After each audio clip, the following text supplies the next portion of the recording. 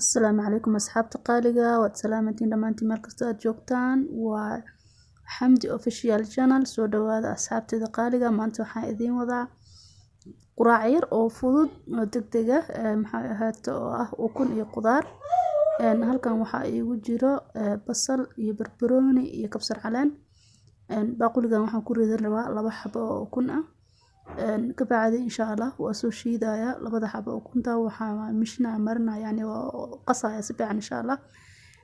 hada dhaho waa garaaca time badan qaadanaysa waxaa rabaa inay si fiican yani u qasanto ka bacdi waxaan ku darsan doonaa insha Allah ta'ala marka soo shiido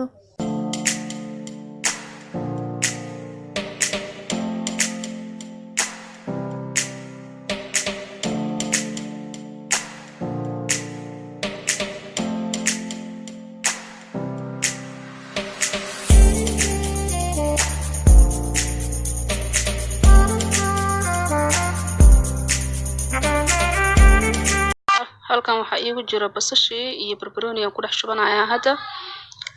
ku dhex shubtay waxa ii haray waxaan ku darsan doonaa insha Allah ta'ala qaando haafkeed oo basbaaska uu shiidan yahay oo basbaas caadi oo hagaajisan waxa kale ku darsanayaa filfil wax yar waxa kale ku darsan doonaa insha Allah cusbadana insha Allah wax yar isticmaal doona qaadadaas yarta haafkeed ma taa wax aad u yar ma sha Allah because waa 2 xabo bas ukunta qudaartu wax miisas u weyn maahan ayadana si fiican isku dhex qasaya insha Allah akaasa ma sha Allah isku dhex qasay waa aragtina malaynaya asxaabteeda qaaliga birtaan dabka sii saartay oo aan qaandada yarta oo saliid cuntada qaandada lagu cuno oo saliid aan tif ku siiyay marka waa taas waa ay kululaatay saliid la isgaarsiin waaya ma sha Allah tabarakallah hada ku shubaya marka insha Allah bismillahir rahmanir rahim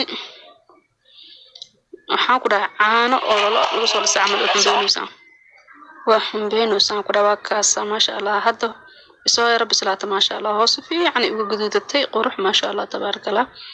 markastaba moogta ukunta mar waxay ka guduudataa sida ugu quruxda badan qaybta hoose waaye hada waa gidina dhinaca kale u gidiyay laakiin ma u guduudan karto sida dhinacan ay ugu guduudato kale uma guduudan karto mar walba laakiin at least in yani bislaato baa muhiimada hadii hal dhinac ka bislaato ka guduudato way bisashahay markastaba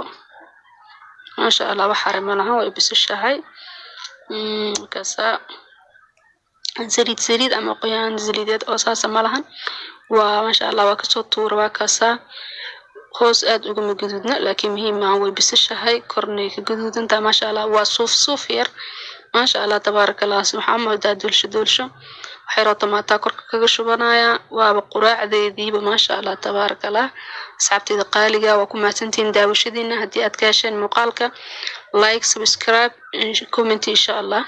waa maasantiin kusoo dhawaada quraacada quruxda badan oo aadka u fudud ka soo kacdida waxa waaye ma sha Allah tabarakallah jabjaba assalamu alaykum asxaab